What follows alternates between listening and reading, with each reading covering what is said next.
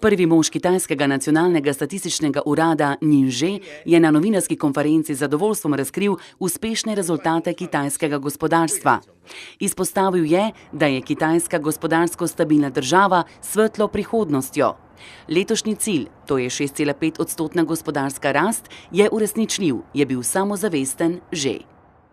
今年中国经济实现6.5左右这个预期发展目标，是没有任何问题的。中国经济稳中向好的这个趋势没有改变，是吧？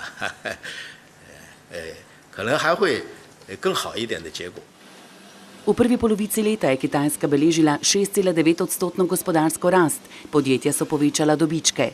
Indeks nabavnih menedžerjev, ki zazna rast in upad gospodarstva takoj, ko se ta začne dogajati, je v septembru dosegel 52,4 odstotka, največ po maju 2012.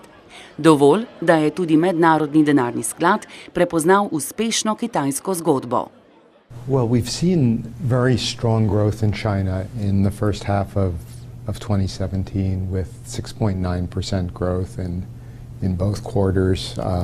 Our new forecast for this year overall is 6.8%.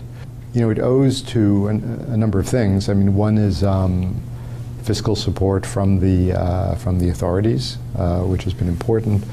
The region is very strong. Of course, China helps drive the region, but it also draws strength from the region. And if you look at East Asia, including Japan, it is the fastest growing region in the world now.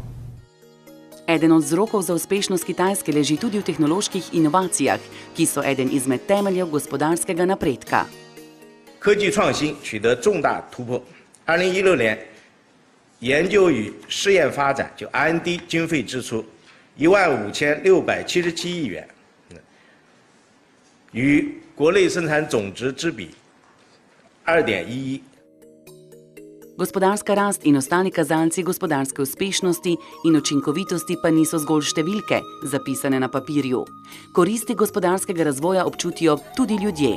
Kitajska je namreč izjemno učinkovita pri odpravljanju revščine.